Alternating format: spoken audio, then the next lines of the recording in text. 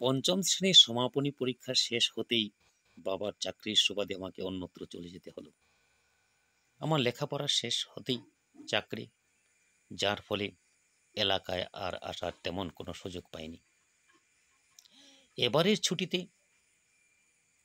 বাপ-দাদার পুরনো বাড়িতে এসে এলাকায় বেশ মজা করে ঘুরছি। পথে হঠাৎ আমাদের শৈশবের সবার প্রিয় শিক্ষক রেবতী মোহন স্যারের সাথে দেখা। পা ছুঁয়ে প্রণাম করে উঠতেই বুঝতে পারলাম উনি আমাকে চিনতে পারেননি। পরিচয়টা দিতেই উনি গড় গড় করে সব বলতে লাগলেন। আমার আজও স্পষ্ট মনে আছে, স্যারের ক্লাস শুরুর আগে 2-4 মিনিট একটা গল্প বলা যেন স্যারের প্রতিদিনের রুটিন ছিল।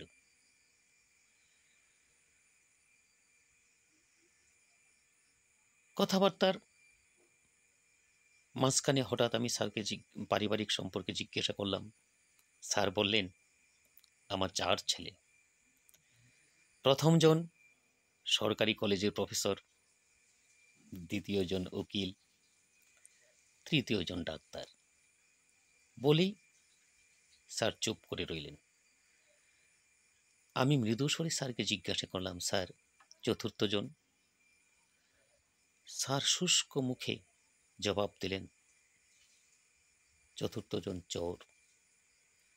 স্যারের কথা শুনে আমার গা যেন কেমন একটা শিউরে উঠল। আমি একটু